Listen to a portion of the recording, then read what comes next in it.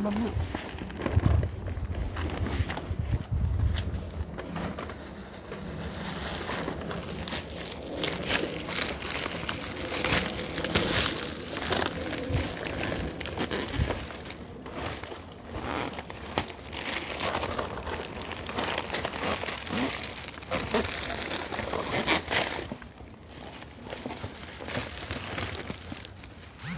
Thanks be to God. Galing ng Lord. Grabe, amazing grace. Nawala na yung araw, pero hindi na umuulan. Diba? Sabi ni Mama, just, sabi ni Mama, tsaka pauulanin pag uuwi na kami.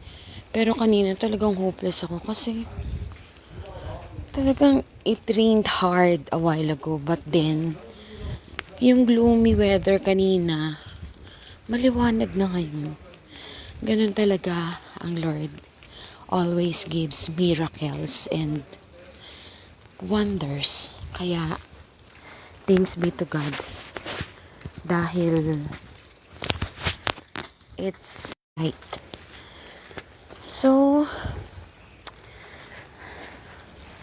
syempre sa buhay maraming mga uncertain circumstances na hindi natin handle, but still we just need to believe that God is always in control and God will always do the rest. What we should need is syempre lalakad tayo sa panuntunan ng Diyos sa katwiran. And we will never pay evil for evil. Maraming circumstances na yung iba, just like me, parang may isip na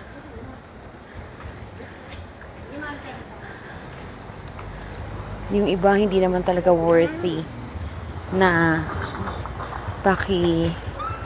tunguhan ng maayos, to be kind, to be gentle. But then,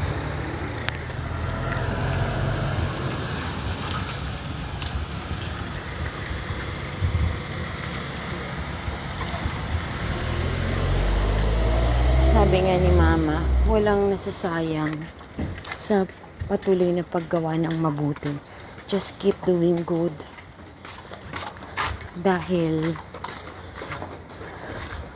wala naman daw nalilingid sa Diyos, which is true, right? And wala na siguro akong magagawa pa for those na I love you, Bot. We love you. Happy Father's Day. Sana nagustuhan mo yung kinumpose kong message coming from the bottom of my heart.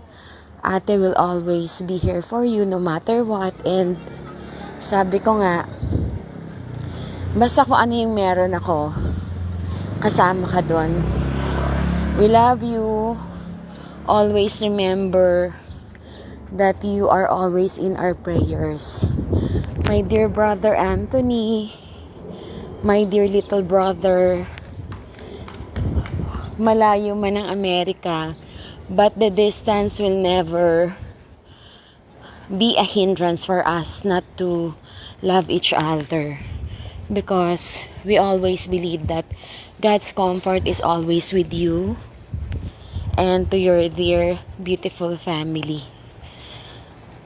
Basta tatandaan mo, pag ang Diyos ay nasa atin, palaging gagabayan tayo ng Diyos and palagi niyang ibubuhos sa atin yung unconditional love, yung divine love na of course Diyos lang ang siyang makapagbibigay.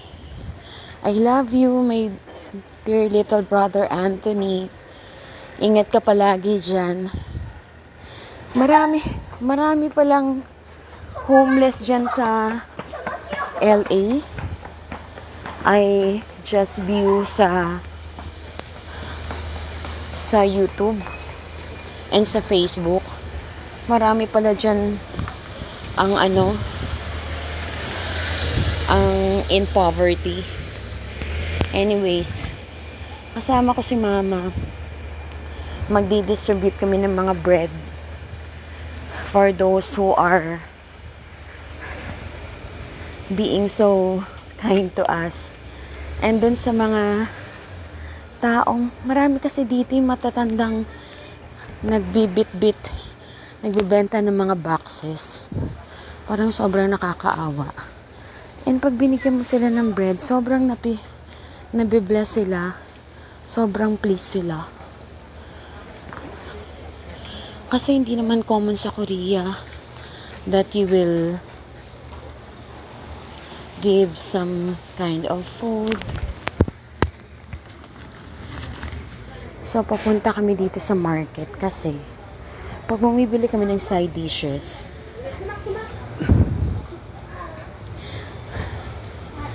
palagi kaming nabibigyan ng discount, which is not common.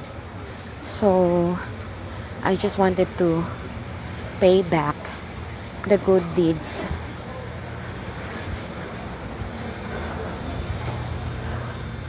Sobrang nakaka-bless ng pag may mabubuting tao, hindi lang pagtitinda or pagkita ng pera yung nasa isip nila, but of course to make people happy as well.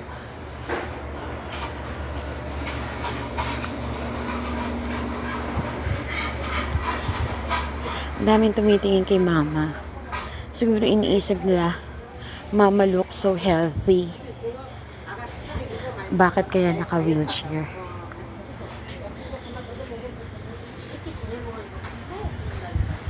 Nako, my dear. Pag nandyan lang ako sa Pinas, sa'yo na lahat to. Kaya lang, ayaw mo naman pumunta dito. My best friend.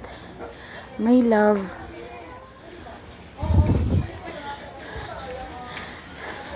Meron ditong mababait na tindera sa amin eh.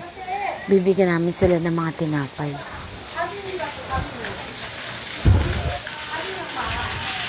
I-ready ko muna.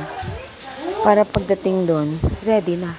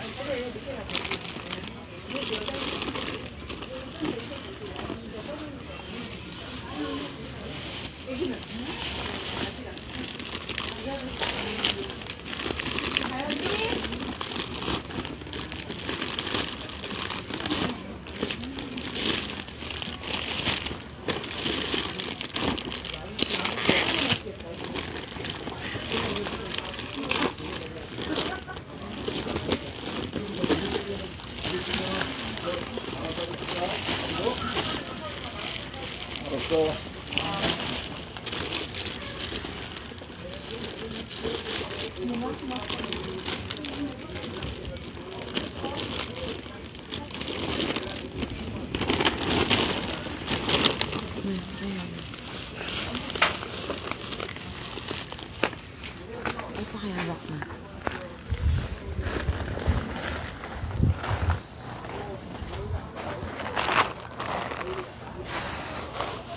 Thanks, my dear. You as well. You have a beautiful heart. So beautiful. Sobrang mababait yan sila. Tapos masaya pa sila pag nakakapagbigay ng discount. Hindi kaya common yan. Ma, pakilagay.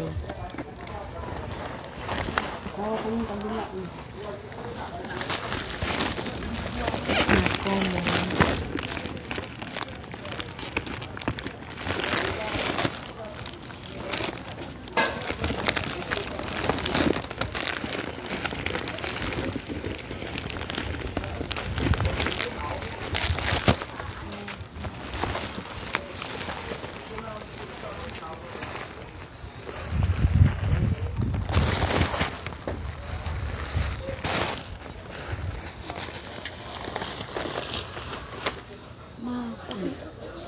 ano.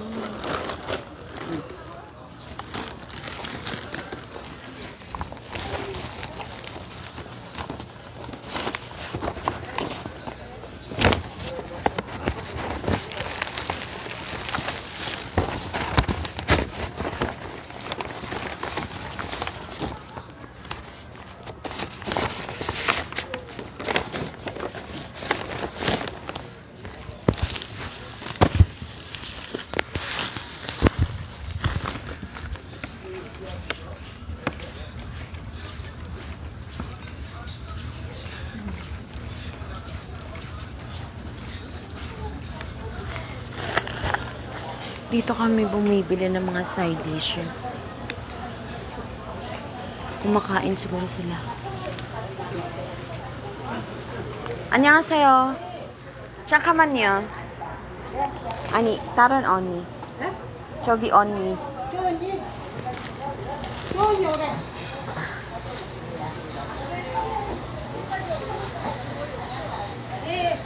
빵 드실래요? 네? 빵. 다? 어디서 났는데? 깨끗해요. 아니 그게 어디서 났냐? 우리 교 어디 교회? 멀어요. 이수역. 이수? 네. 아유 여기 9만원 어떡한데요? 그냥 아유 잘 먹을게요. 감사합니다. 네, you're welcome. 언니 나한테 너무 잘. 축복 많이 받으세요. 네. 언니는 하나님 너무 사랑해요. 네. 전화로 보내세요. 네 감사합니다. 네.